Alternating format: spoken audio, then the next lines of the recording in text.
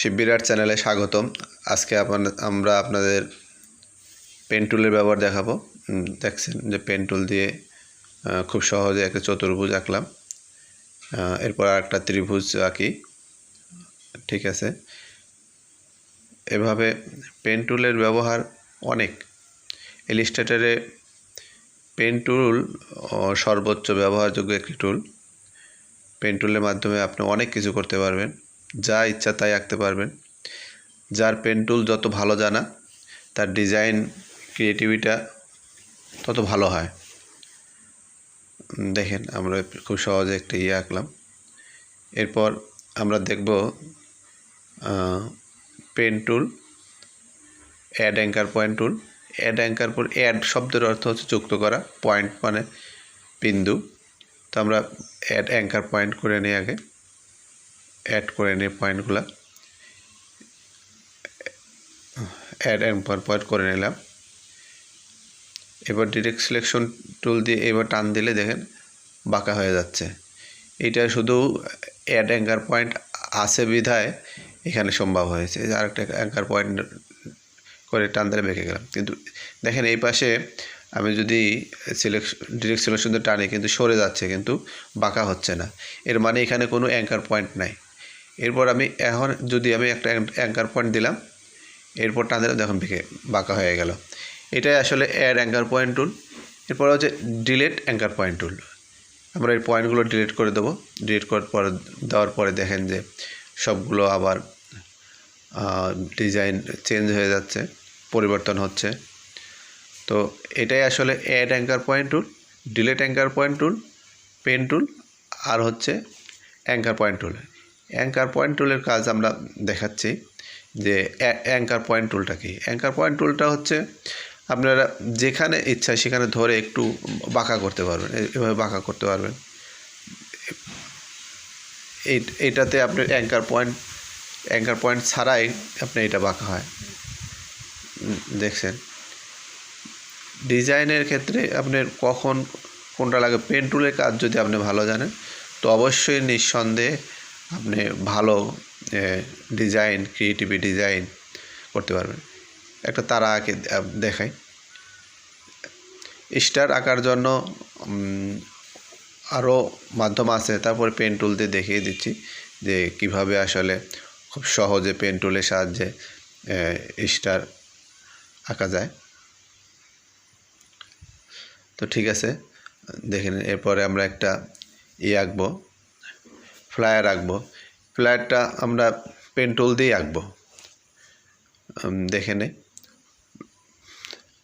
আমরা pen tool দিয়ে আগে প্রথমে ব্যাকগ্রাউন্ডটা এঁকে নেই।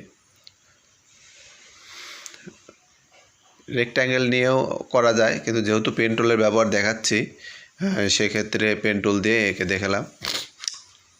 এখন আমরা পেন টুল দিয়ে আমরা এই অরেঞ্জ কালার ডিজাইনটা, শ্যাডোটা আঁকবো।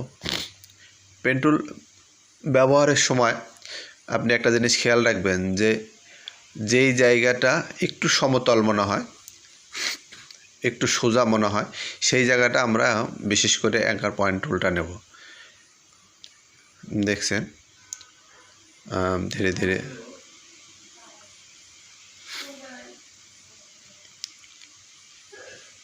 দেখুন আমরা খুব সহজেই এঁকে নিতে পারছি। কার্ভগুলো আমরা সুন্দর করে আঁকবো। যখন আঁকবো তখন জুম করে নেব প্রয়োজনে।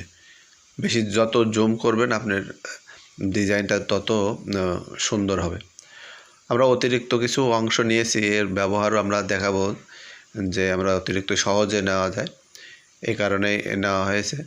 এখন আমরা গ্রেডিয়েন্ট কালার দিয়ে গ্রেডিয়েন্টের ব্যবহারও দেখাবো। এখন শুধু আপনার কাজটা করার জন্যই মূলত আসলে গ্রেডিয়েন্টটা নেওয়া। আমরা ব্যাকগ্রাউন্ডটা নিলাম আর শ্যাডোটা নিলাম। শ্যাডোটা নেওয়ার পর আমরা শ্যাডোটা নিলাম, এরপর আরেকটা বিন্দু আছে সেটা এখানে।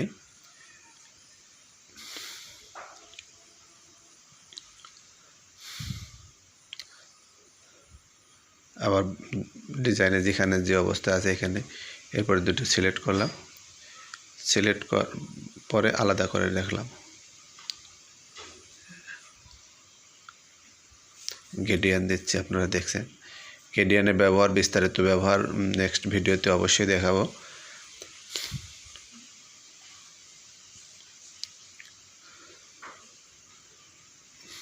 এখন দ্বিতীয় পোস্টারের শ্যাডোগুলো আঁকবো।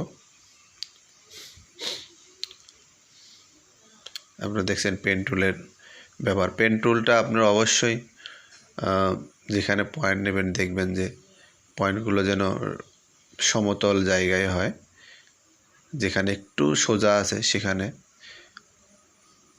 আপনারা পেন টুল আঁকে নেন। দেখছেন সুন্দরভাবে কার্ভগুলো যেন অবশ্যই সুন্দর হয়, আপনারা খেয়াল রাখবেন। কার্ভগুলো করার সময় একটু জুম করে নেবেন, যত জুম করে নেবেন আপনারা দেখবেন যে আপনি ডিজাইনটা ততই সুন্দর হয়েছে। বর্ধিত অংশ আমরা পরে কেটে দেব। এখানে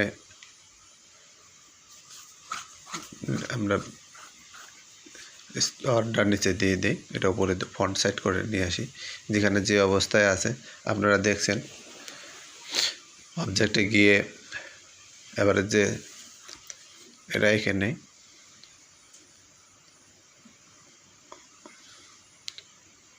আস্তে আস্তে কাজের সময় অবশ্যই ধীরে করবেন এবং মনোযোগ সহকারে করবেন কাজগুলো, তাহলে কাজ অনেক সুন্দর হবে।